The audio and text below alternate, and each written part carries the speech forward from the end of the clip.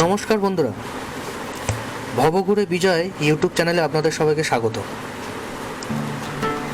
দুদিন আগেই আমার হাতে এই ফোনটি এসে পৌঁছেছে। ফোনটির নাম হচ্ছে স্যামসাং গ্যালাক্সি S23, যাকে ছোটা ডনও বলা হয়। কেন বলা হয় সেটা আপনারা পরেই বুঝতে পারবেন, আর না বুঝলে আমি তো আছি আপনাদের বলে দেওয়ার জন্য। চলুন আগে ফোনটাকে দেখে নিই। এর মধ্যে জানেন আপনারা কিছু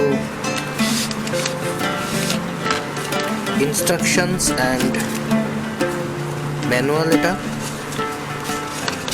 যেটা আমি কোনোদিনই পড়ি না। তার সাথে দিয়েছে C2C USB চার্জার কেবল।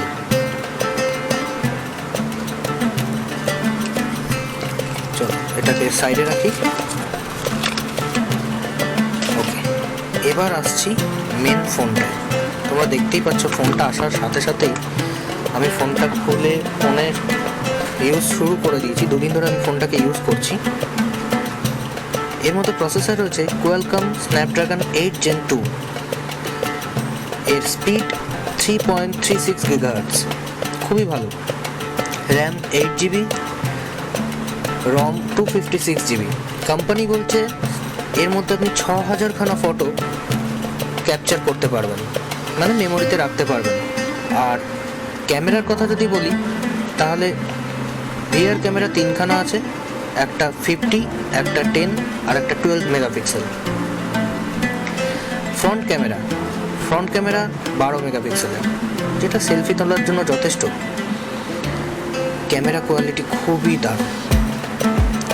আমি দু একটা ফটোই তুলেছি, তবে সেগুলো আমি অবশ্যই আপলোড করব, আপনারা দেখে বলবেন কীরকম। এর ডিসপ্লের সাইজ হচ্ছে 6.1 ইঞ্চ, ফুল HD AMOLED display. IP রেটিংটা IP68 হলেও এর যেটা আমার খুব কম মনে হলো সেটা হচ্ছে এর ব্যাটারি হচ্ছে 3900 mAh, যেটা খুবই কম। চার্জিংয়ের জন্য এখানে সি পোর্ট দেওয়া হয়েছে। C port to C port আপনাকে চার্জ করতে হবে, তবে এর সাথে কোনো চার্জার দেয় না। Network 5G 4G 3G 2G সবই সাপোর্ট করবে। সিম ডুয়াল সিম। এর মধ্যে যেটা খুব ভালো জিনিস দিয়েছে সেটা হচ্ছে AI ফিচার্স। যেমন ধরুন একটা ফটো রয়েছে, সেই ফটোটার মধ্যে আপনি সার্কেল করলেন, সার্কেল করার পর আপনি সেটাকে সার্চ করতে পারবেন, আর সেই ফটোটা রিলেটেড আপনি সব ইনফরমেশন পেয়ে যাবেন। এর মধ্যে আরেকটা AI ফিচার্স হলো লাইভ ট্রান্সলেট। কীরকমভাবে ট্রান্সলেট করে? কল চলাকালীন আপনার কাছে এখানে একটা AI ফিচার্স থাকবে, একটা ট্যাব থাকবে, যেখানে আপনি ক্লিক করলে আপনি যাকে ফোন করেছেন সে একটা ল্যাঙ্গুয়েজ এবং আপনি যেটা পছন্দ করেন, যে ল্যাঙ্গুয়েজটা আপনি কথা বলে অভ্যস্ত, সেটাকে আপনি সেট করতে পারেন। তবে এখানে আমার প্রয়োজনীয় যেটা মনে হলো সেটা হলো হিন্দি আর ইংলিশ। এই দুটো ভাষা ছাড়া বাকি কোনো ভাষাই আমি বুঝি না, মানে যেগুলো এখানে দেওয়া রয়েছে এই ফোনের মধ্যে। তো বাংলাটা দিলে মনে হয় একটু বেটার হতো, কারণ কেউ হিন্দি বলতে পারে না, অনেকেই আছে যারা হিন্দি বলতে পারে না, কিছু কিছু জায়গায় অসুবিধা, তো সেক্ষেত্রে একটু সুবিধা হতো। আর OS Android 13। ব্যাটারি বাদ দিয়ে এই ফোনের মধ্যে আমার সেরকম কোনো প্রবলেম মনে হয়নি, যদিও এই ফোনটা গেমিংয়ের জন্য নয়। যারা গেমিং করছে ঠিক আছে, বাট খুব একটা বেশি গেমিং করার জন্য নয়।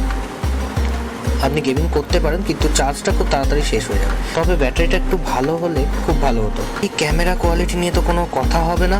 তো যারা ভাবছেন যে স্টিল ফটো নেবেন, সাথে ব্লগিং করবেন, তাদের জন্য এই ফোনটা আমার মনে হয় বেস্ট।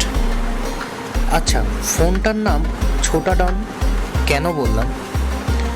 মানে এর আরেকটা নাম হচ্ছে ছোটা ডন। সবাইকে ছোটা ডন বলে কেন চেনে? ফোনটার সাইজ দেখতে পাচ্ছেন কতটা ছোট, আমার হাতে খুবই ছোট লাগছে। এবার এই এত ছোট একটা ফোনের মধ্যে এতগুলো ফিচার্স, ভালো এতগুলো ফিচার্স, তার জন্যই এর নাম ছোটা ডন। দেখতে ছোট কিন্তু ডন। আমার আগের ফোনটা, এই ফোনটা খুব ভালো চলেছে আমার ব্লগিংয়ের জন্য।